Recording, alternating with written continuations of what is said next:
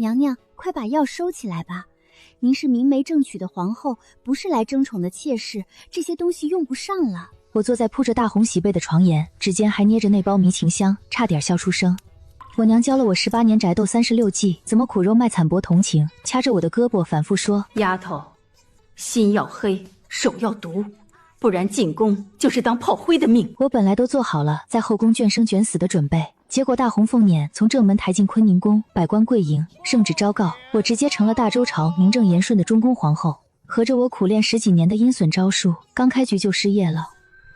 我坐在床上盖着喜帕，至今没反应过来，没成炮灰，也没当上宠妃，直接成了明媒正娶的皇后。我无奈叹了口气，这宅斗36计怕是用不上了。刚抬手准备掀开喜帕，打量一下这传闻中的中宫。皇上驾到！门外突然传来太监的高唱，我吓得赶紧将手里的滑胎药和迷情香塞进枕头深处，坐直了身子。门被推开，皇帝萧承渊进门带着酒气，用玉如意挑开我的喜帕。我垂下眼眸，刚准备露出一个端庄的微笑，殿外却传来一阵哭喊声。皇上，快去看看贵妃娘娘吧，娘娘心口疼得满地打滚啊！一个丫鬟冲破阻拦，跪在门槛外。我挑了挑眉梢，眼底划过一抹兴奋。哟，失业是不可能失业的，这送上门的练手把子，这不就来了？萧承渊收敛笑意，眉头紧缩，他转身开门外，又转头盯着我。皇后，娇娇自幼体弱，朕实在放心不下，朕去就回。这白莲花截胡的戏码，简直和我娘当年斗正房时如出一辙。我手指狠狠掐住自己的大腿根，痛得一哆嗦，眼泪开始打着转。我咬着下唇摇头，声音发颤：皇上快去吧，贵妃娘娘千金之躯，万不可有半点闪失。萧承渊看着我，眼底夹杂着愧疚。朕辜负了你，明日定让内务局挑最好的东西补偿坤宁宫。他叹了口气，焦急地朝殿外走去。皇上且慢！我立刻快步上前，端起桌上的茶盏追出门。外面夜风凉，皇上好歹喝口热茶暖暖身子再走，臣妾才安心。我捧着茶盏追到跪着的宫女身边，仰起头，红着眼眶看向萧承渊。萧承渊心头一软，停步伸手准备接茶。我突然惊呼出声，脚下狠狠一绊，狠狠朝前扑去，茶盏砸在青石板上，摔得粉碎。我整个人扑在碎瓷片上，手掌毫不犹豫地按住一块尖锐碎瓷片，鲜血流出，染红了地面和萧承渊的靴子。一旁的宫女尖叫着往后退。萧承渊猛地倒吸一口凉气，一把将我从地上横抱起来。来人，叫太医！太医死哪儿去了？我疼得额头冒汗。臣妾没事，皇上别管臣妾，快去看看贵妃娘娘吧。娘娘定是疼极了，才让这小宫女不小心绊倒了臣妾。萧承渊额头青筋暴起，好大的胆子，竟敢在大婚之夜冲撞朕的皇后！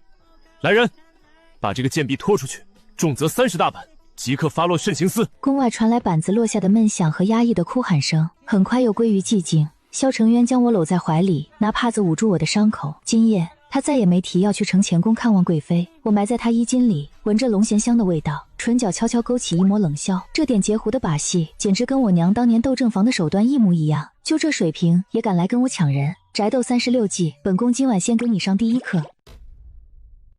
皇后娘娘出身低微，怕是没见过什么好东西，几件粗玉便全当贺礼，给娘娘开开眼界吧。娇嗲又倨傲的声音落进慈宁宫大殿，满殿妃嫔齐刷刷屏住了呼吸。我端坐在太后下手的凤座上，抬眼便看见沈娇娇立在殿中，她一身正红掺金的金丝蜀锦，在窗棂透进的日光里晃得人眼晕，躬身请安的动作敷衍的像走个过场，下巴抬得快，比屋檐还高。身后太监捧着几柄质地粗糙的玉如意，咚地搁在岸上，连托盘都不用，明摆着是大婚次日，专程来打我这个新后的脸。毕竟是握着协理6宫凤印的宠妃，后宫谁不等着看我这个小妾之女的笑话？我却半点不恼，反倒站起身走到她面前。贵妃姐姐这身衣裳可真气派，这金丝蜀锦是蜀地3年才出一匹的贡品，本宫入了宫都没见过几回。只是有件事本宫得提醒姐姐，这服制历来只有太后娘娘才配穿戴，姐姐穿的这般隆重，不知道的还以为这后宫之主换了人了。话音落下，大殿里瞬间静得连根针掉在地上都能听见。沈娇娇，哀家还没死呢，你就急着越俎代庖了？沈娇娇扑通一声跪在青砖上，脸瞬间白了，慌忙辩解：太后明鉴，臣妾绝无此意，是这狐妹子存心陷害臣妾。她急红了眼，口不择言地指着我：“你娘不过是个靠下作手段上位的贱妾，你家封阴毒，今日能为一件衣裳算计臣妾，明日还不知要做出什么不忠不孝的事来。”这话一出口，满店人倒抽一口冷气。骂我也就罢了，把不忠不孝4个字摆到台面上，这是要往死里给我扣罪名。太后的脸色沉得发黑，视线落在我身上，眉头拧成了疙瘩。我看着沈娇娇气急败坏的脸，心底冷笑一声：跟我玩泼脏水，你还嫩了点。我没跟他对骂，反倒缓缓退了2步，抬手拔下头上的赤金镶玉簪，攥在手里。不等众人反应过来，我手腕一偏，锋利的簪尖直接擦过颈侧肌肤，一道浅浅的血痕立刻渗了出来，染红了衣领边缘。皇后！太后惊呼一声，臣妾出身微寒，却自幼熟读女诫，入宫之日起，便将太后娘娘视作亲生母亲般敬重侍奉。贵妃娘娘今日这般诛心之言，是骂臣妾家风不正，更是说臣妾德行有亏，不配为后。臣妾受不起这样的污蔑，更怕污了皇家的名声。既然姐姐容不下臣妾，臣妾便以这发簪明志，求太后下旨废后，以正臣妾清白。太后看着我脖颈上的血，好个跋扈的毒妇！余志犯上在先，恶语重伤高宫之主在后。哀家看你是协理6宫的权力握久了，连尊卑规矩都忘了。来人，把他身上这御制的宫章扒了，掌嘴30，禁足承乾宫半年，没有哀家的指印，半步都不许出来。立刻有2个力壮的嬷嬷上前：冤枉！太后娘娘，臣妾冤枉啊！放开我！我是贵妃，你们不能这么对我！掌嘴的脆响刚在殿外响起，皇帝萧承渊就匆匆赶了过来。他一眼就看见我脖颈上的血痕。传朕旨意，沈氏德行有亏，收回协理6宫凤印，交由皇后执掌。奴才遵旨。我低着头，双手接过那方沉甸甸的凤印，用帕子掩住唇角。没人看见我眼底一闪而过的笑意。想给我下马威，那就别怪本宫连你手里最得意的东西一并收了。皇上，贵妃娘娘赐旨抄经祈福，熬了整整半月，方才撑不住，直接晕过去了。萧承渊刚在我对面落座，端茶的手猛地一顿，眼底瞬间浮起焦灼，转头看向我的神色里带着几分不易察觉的试探。我心里门清，沈娇娇被禁足这半个月，半点没闲着。承乾宫大门从早敞到晚，路过的宫人都能瞧见她跪在院中，指尖缠着纱布抄佛经，抄完一页便恭恭敬敬磕一个头，对外只说是抄经为太后赎罪祈福。这场苦情戏唱得全后宫皆知。听说日日跪在院里抄经呢，贵妃娘娘知错能改，纯孝感人啊。萧承渊这几日听多了念叨，看我的眼神里早就带了动摇。姐姐一片孝心实在难得，不如臣妾陪皇上一同过去探望，也好让姐姐安心。萧承渊眼底闪过一丝讶异，随即化作欣慰，点了点头，携我一同往承乾宫去。进了内殿，只见沈娇娇歪靠在床榻上，眼眶通红，泪珠挂在腮边摇摇欲坠，10根指尖都缠着雪白的纱布，一副弱不禁风的模样。见我们进来，她气若游丝地伸出手：臣妾还以为再也见不到您了，臣妾罪孽深重，别无他法，只能抄经祈福，只求太后娘娘凤体安康。眼泪顺着脸颊滚落，直哭得梨花带雨。萧承渊看得心都软了，反手握住她缠着纱布的手，眼圈都跟着泛了红。我站在床沿静静看着，心底只觉得好笑，就这点演技也敢拿出来班门弄斧。我娘当年教苦肉计的时候，她还不知道在哪儿呢。我端过宫女刚熬好的温补汤药，皇上，姐姐身子虚，先让姐姐把药喝了吧，补养好了身子，才好继续抄经为太后祈福。沈娇娇发出一声尖利的惨叫，条件反射的狠狠一把将我推开，我顺势往后跌坐在地，手里的药碗脱手飞出，满满一碗棕褐色的汤药，哗啦一声全泼在了床头那叠整整齐齐的经卷上。皇后，有没有摔疼？沈娇娇疼得指尖直抽冷气，也顾不上装虚弱了。贱人，你故意掐我伤口！萧承渊回头看向她，沈娇娇，朕亲眼看着皇后好心喂药，你怎么如此不识好歹？你这中气十足的样子，哪里像刚晕过去的人？沈娇娇一怔，才反应过来自己露了马脚，刚要哭着辩解，我却忽然捂住口鼻，偏过头：皇上，这经卷上的血味道怎么这般奇怪？腥臊的刺鼻。萧承渊闻言转头看去，只见被水浸开的字迹颜色发暗发浑，根本不是人血该有的淡红色，反倒散着一股诡异的腥气。我扶着他的手臂，声音发颤：臣妾年幼时在家中见过杀鸡放血，这味道分明是掺了朱砂的鸡血。我顿了顿，像是忽然想到了什么，脸色愈发难看。不对，貌似还混着一股污秽之气。皇上，这好像还掺了女子不洁的秽血啊！你胡说八道！沈娇娇瞬间脸色惨白，尖着嗓子反驳：本宫只用了鸡血，是你这个毒妇血口喷人！姐姐，你就算要装样子名声，也不能用这等污秽之物抄写佛经啊！这是给太后祈福的经文，分明是存心折损太后的福寿啊！萧承渊的脸瞬间暴怒，额角青筋突突直跳。毒妇，为了争宠，你竟敢诅咒太后！他一脚踹开他，扑过来抓自己衣角的手。传朕旨意，承乾宫严加看管，没有朕的允许，任何人不得探视。你就在这里，好好反省你的蛇蝎心肠。说罢，他半分都不想多待，扶着我转身就往殿外走。踏出承乾宫门槛时，我回头瞥了一眼跌坐在地上崩溃大哭的沈娇娇，唇角勾起一抹极淡的冷笑。跟我玩宅斗，我娘留给我的这套连环计才刚刚给你上一半呢。皇上不可！皇后入宫至今无所出，生母出身寒微，岂能与天子并肩敬奉投降？太庙乃列祖列宗四帝，此等身份入内同祭，是为大不敬。大周最隆重的皇家祀典，满朝文武按品级列队，宗亲亲王分列两侧。本该庄严肃穆的殿堂，被这一声喊瞬间搅得哗然。我身着皇后礼服，站在萧承渊身侧，余光淡淡扫过队伍末尾那道素白身影。沈娇娇，沈家攥着江南严正，联合老臣在慈宁宫外跪了3天3夜。太后终究顾念母家，越过皇帝下了懿旨，特许她戴罪随行，来太庙祈福。她一身素白混在妃嫔里，看似安分垂首，可那眼底的算计都快藏不住了。费这么大力气挤进来，总不能真是来磕头烧香的，摆明了是憋着劲儿要演一场大戏。老臣话音刚落，宗亲们纷纷附和，议论声一浪高过一浪，全是逼着皇上撤下我的说辞。萧承渊眉头紧锁，握着我的手紧了紧，顶着满朝压力就要拉我上前。就在这时，既然姐姐担不起这份重任，那便由臣妾代劳吧。沈娇娇提着裙摆款款走出，抬着下巴直奔香案，伸手就要去接礼官手中的头香。沈答应怕是忘了规矩，本宫是圣旨册封8抬大轿从整门抬进坤宁宫的中宫皇后，嫡庶尊卑，你一个戴罪之身的妾室，也敢抢祭祖宗的头香，给本宫退下去！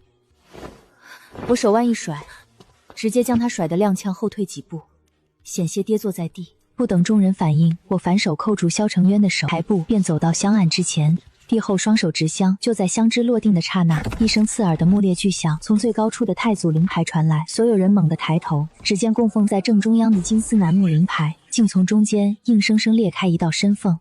灵牌开裂，此乃大不吉之兆，臣观星象推演，皇后入主中宫，恐冲了太庙4典气运，若不废后，必动摇国本，殃及大周江山。求皇上废黜皇后，以安祖宗在天之灵。发难的老臣立刻带头叩首。萧承渊脸色煞白，后退了2步，他握着我的手缓缓松开，抬眼看我，最终还是沉沉抬起了手。殿外御林军闻声涌入，手中兵刃泛着寒光，团团将我围在正中。人群里，沈娇娇低着头，唇角却压不住的往上扬，局面瞬间被逼到死局。满朝逼宫，4典出乱，连帝王都动摇了，换旁人早就吓得瘫软在地。可我偏偏笑了。我抬手轻轻拨开身前的刀刃，动作从容的仿佛只是拂开一根发丝，目光扫过满地跪着的皇亲国戚，最后落在沈娇娇骤然僵住的脸上。大不吉之兆，好一出自导自演的好戏，台词背的倒是挺熟。来人，把本宫备好的东西抬上来，今日就让满朝文武一起做个见证，看看这大周列祖列宗的牌位到底是被谁动了手脚。2个小太监抬着一口硕大的铜缸走进太庙大殿，铜缸落地，所有人的目光都落在那口装满清水的缸上。我从香案后走下台阶。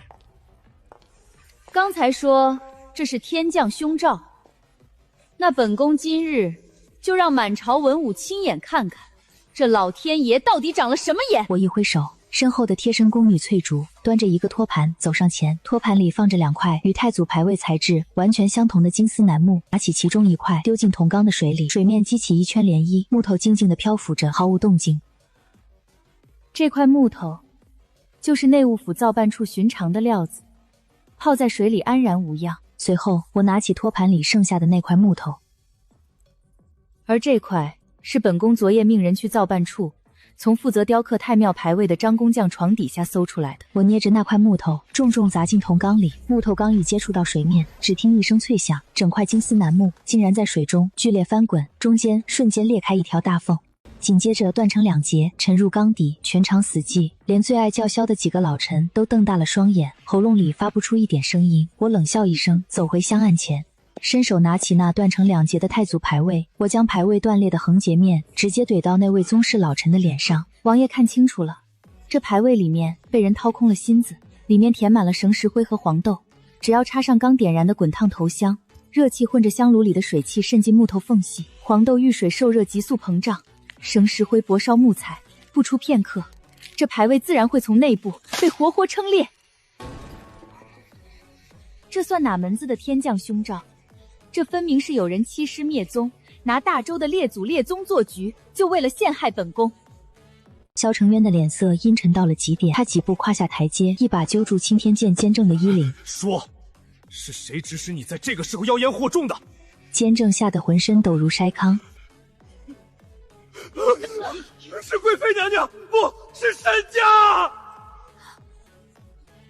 沈大人给了微臣5万两白银，让微臣借着牌位炸裂的由头，给皇后娘娘扣上命革代煞的死罪啊！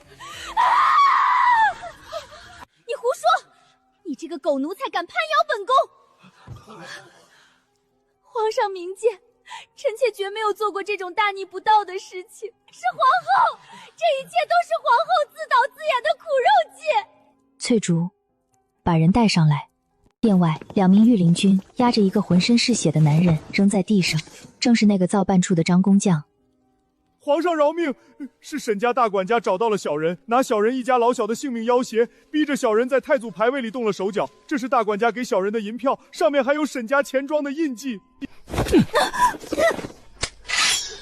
你沈家好大的胆子！为了一个后宫的位分，连朕的祖宗都敢算计！沈娇娇瘫倒在地，泪水糊了满脸，绝望的摇头。太庙内一片死寂。传朕旨意，沈娇娇褫夺贵妃封号，降为末等答应，即日起打入冷宫。钦天监监正、造办处工匠即刻出斩，参与此事的朝臣一律革职查办，交由大理寺严审。沈娇娇被打入冷宫的消息传出后，瞬间炸了锅。沈家在江南盘根错节，掌控着大周2/3的盐政。沈娇娇的父亲沈万山直接在朝堂上称病罢朝。江南7省的盐商紧跟着宣布停止向京城运盐，理由是江南匪患猖獗，盐路受阻。这分明是在拿天下的百姓和国库要挟皇上。皇帝，你糊涂啊！沈家那是能轻易动得的吗？没了他沈万山，这大周的盐政谁来管？你为了一个出身微贱的皇后，连江山社稷都不顾了。母后，沈娇娇可是动了太庙的牌位，这是诛九族的大罪。什么牌位？那不过是工匠偷工减料罢了。娇娇是个纯孝的孩子，哀家绝不信她会做出这种事。你去把娇娇接出来，复了她的位分，盐政自然就通了。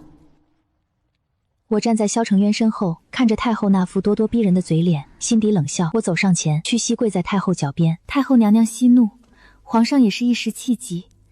如今国家大事为重，臣妾受点委屈算得了什么？只要能解了皇上的燃眉之急，臣妾亲自去冷宫将沈答应接出来便是。算你识相，终究是小妾肚子里爬出来的，骨头就是软。萧承渊猛地转头看我，眼里满是不可置信和心疼。我暗暗捏了捏他的手心，示意他隐忍。当天下午，我带着人亲自去了冷宫。沈娇娇正坐在枯井边咬牙切齿。贱人，你来看本宫的笑话是不是？我挥退了左右，漫步走到他面前。本宫是来接你出去的。沈娇娇愣住了，随后爆发出一阵狂笑。我就知道我爹是江南盐政总督，你们敢动我，最后还不是要乖乖把我请出去？你给我等着，只要我出去，我有100种方法弄死你这个狐妹子。我看着他轻笑出声。好啊，本宫在坤宁宫等着你的手段。不过你记住了，这是你最后一次走出门的机会。沈娇娇被接回了承乾宫，虽然没有恢复贵妃的位分，但在太后的庇护下，吃穿用度又恢复了往日的奢华，而炎症危机也随着沈娇娇的出冷宫而暂时解除。所有人都在看我的笑话，觉得这个皇后形同虚设，连个答应都斗不过。但我心里很清楚，要想彻底拔除沈家这棵参天大树，光靠太庙那点事儿是远远不够的。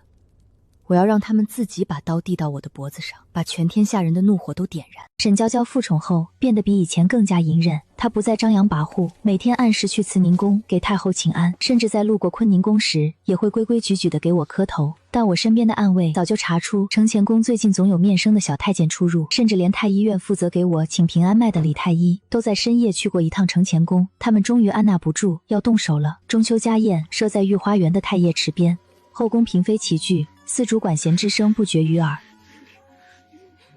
沈娇娇坐在下手，端起一杯桂花酿。臣妾敬皇后娘娘一杯，多谢娘娘昔日宽宏大量。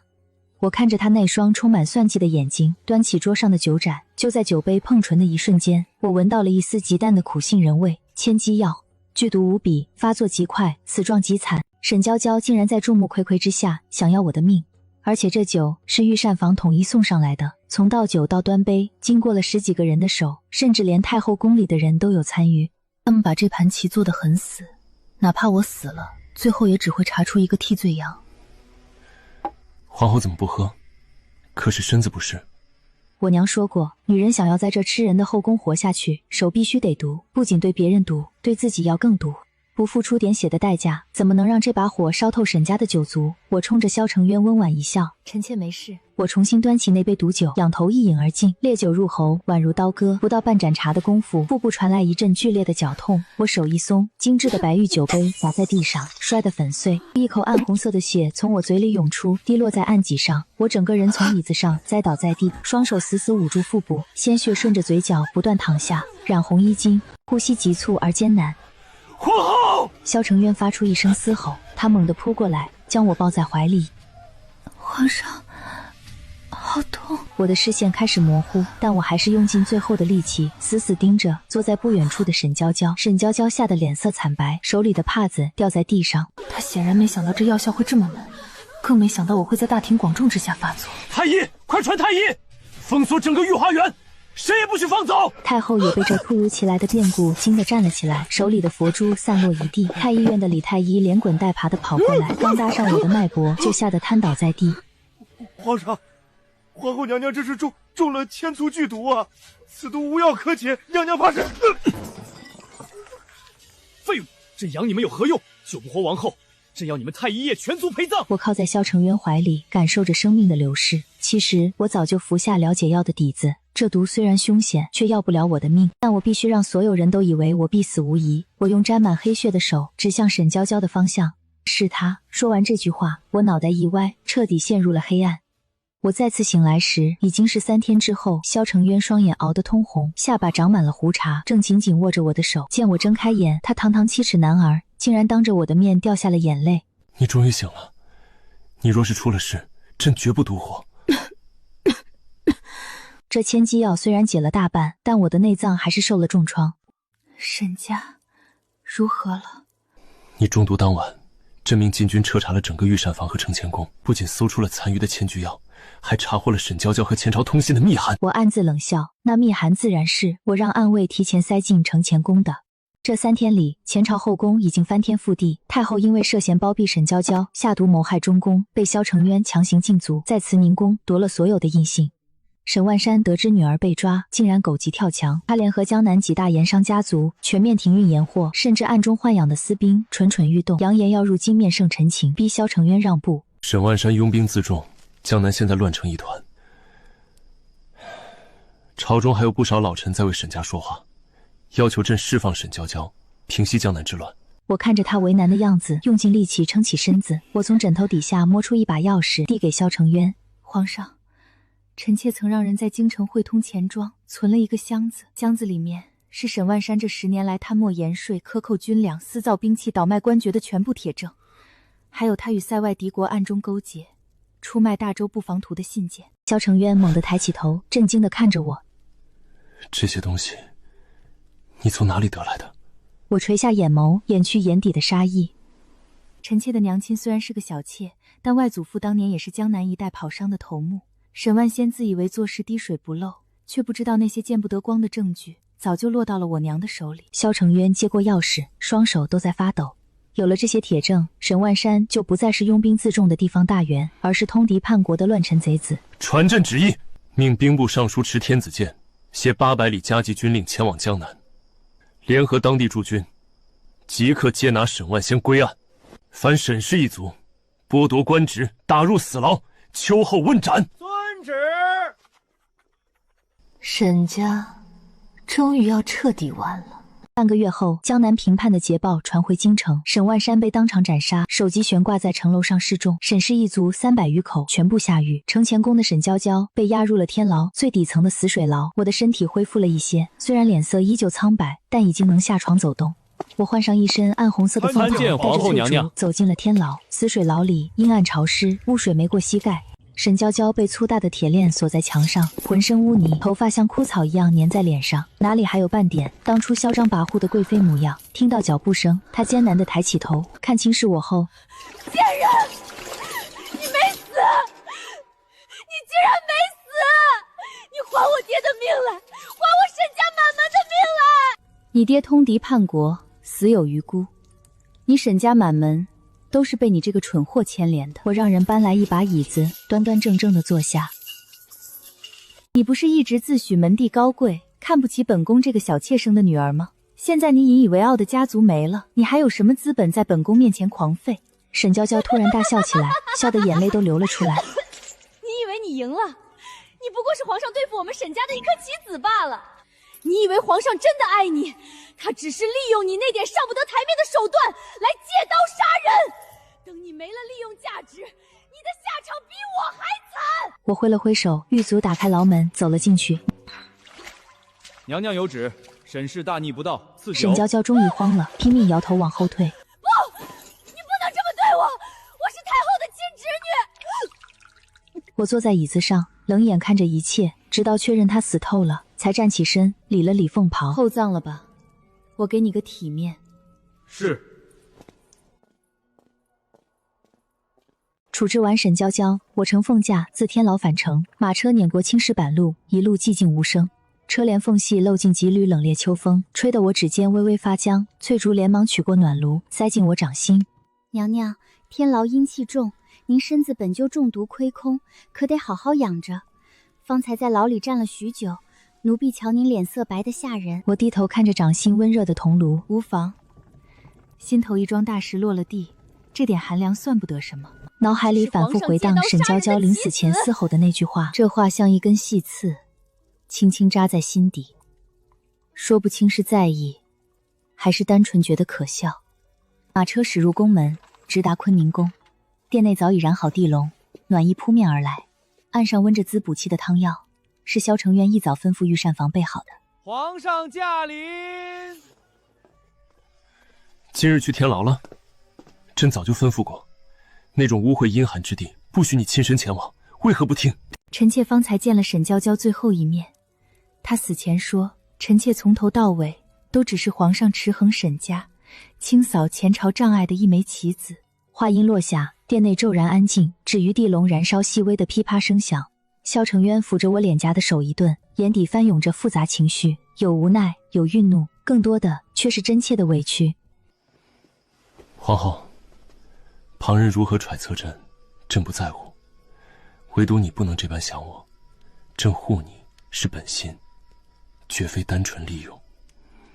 是臣妾狭隘了。我轻声开口，主动靠近他怀里。萧承渊轻轻拍着我的后背。皇后不必再时时紧绷心神，沈家覆灭，后宫再无人敢与你为敌。用过晚膳，我们一同走到坤宁宫廊下，秋风吹落庭院梧桐，枯叶满地金黄，月色澄澈，洒满公道。萧承渊牵着我的手，缓步漫步。当初大婚那晚，沈娇娇遣人来喊朕，朕其实一眼便看穿她的苦肉计，可看到你扑在碎瓷上流血那一刻，朕心底又悔又疼。那一刻便暗下决心，绝不会让任何人欺负你。那时臣妾还暗自盘算，要用娘娇的办法压下沈娇娇的气焰，生怕刚入宫便落了皇后的体面。你的聪慧坚韧，朕一直都看在眼里。旁人后宫争宠靠柔弱卖惨，唯有你有自保的手段，亦有容人的度量。朝堂后宫，唯有你能与朕并肩而立。晚风轻柔，我望着身旁眉目温柔的帝王，心中紧绷多年的防备彻底松弛。从前苦练宅斗36计，日日提防暗算，以为后宫永无宁日。如今强敌尽数覆灭，风波彻底平息，往后再不用费尽心机谋划圈套。崔竹，清点暗阁里的宅斗手记，尽数拿去庭院烧毁。火光跳跃，纸页化作漫天灰烬，随风飘散，化作烟尘，彻底翻篇。萧承渊站在我身侧，静静看着火光。烧了也好，往后余生不必再用这些东西。我微微颔首，眼底漾开柔和笑意。沈家已灭，祸根根除，深宫再无争斗暗算，前路只剩安稳平和。只是此刻我尚不知，数日后一场落雪，还有母亲入宫相见的温情光景，正在静静等候着我。太和殿的朝贺声落下时，我正坐在萧承渊身侧，垂眼便能看见阶下文武百官、三跪九叩的身影。3个月前还搅动江南的沈家彻底倒台，贪墨盐税、克扣军饷、私通外敌的罪证摆满了整个朝堂，涉案官员连根拔起，前朝后宫攒了多年的陈仓一并扫尽。大周海晏河清，连穿殿而过的风里都带着太平日子的安稳气。没人再提我生母出身低微，没人再敢说我不配站在帝王身侧。谁能想到呢？当初揣着一肚子宅斗36计进宫，本以为是地狱难度的后宫生存本，开局就拿错了剧本，一路过关斩将，愣是把炮灰命活成了帝后并肩的圆满结局。散朝后落了细雪，萧承渊平推了所有随从，牵着我的手逛进御花园的梅林里。红梅映着白雪，她的眉眼比落雪还温柔，指尖裹着我的手，塞进她的袖口暖着。从前朕总觉得这龙椅坐的孤独，身边人个个都揣着算计，直到遇见你，朕才知道，这天下有人能跟朕肩并肩站着，不用猜，不用防。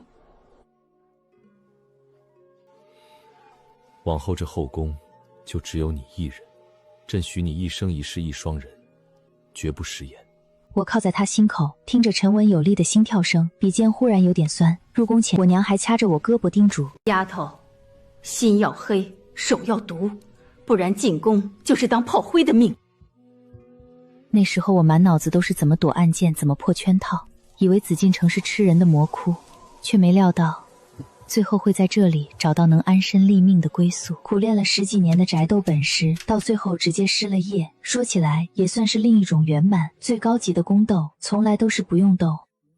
第2日圣旨便下了，恩准我娘入宫相见。她穿着一身诰命夫人的宅衣，被轿子抬进坤宁宫时，脚步都带着拘谨。见了我端坐在凤座上，眼圈一红，就要屈膝下跪。我3步并作2步跑下台阶，一把拖住她的胳膊，结结实实抱进怀里。娘，这里没有外人，女儿想您了。我娘摸着我的头发，上上下下把我看了个遍，眼泪掉得又急又快。你这丫头，娘当初最担心你进宫受欺负，连夜把压箱底儿的宅斗本事都交给了你，就怕你成了后宫里的炮灰。她拍着我的手，看向一旁正笑着给她添茶的萧承渊，语气彻底松了下来。现在看皇上待你的心意，娘就知道，那些阴损招数啊，你以后再也用不上了。那天我陪着我娘逛了大半个后宫，东家的亲事定下了，西家的收成不错，邻里间又添了好多趣事。傍晚萧承渊特意赶过来陪我们用晚膳，堂堂天子亲手给岳母添茶布菜，问的都是寻常家事，温和又耐心。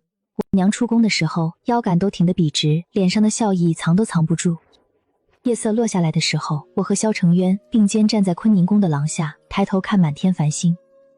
他伸手揽住我的肩，食指与我紧扣，掌心的温度透过衣料传过来，暖得人心安。从前总听人说紫禁城是天底下最大的囚笼，可此刻我才明白，囚笼从来不是这座宫殿，是人心底的算计与提防。如今算计尽散，心上人在侧，家人安康顺累。这偌大的紫禁城，从此便是我的家。风雪四季，山河万里，我们都要一起走下去。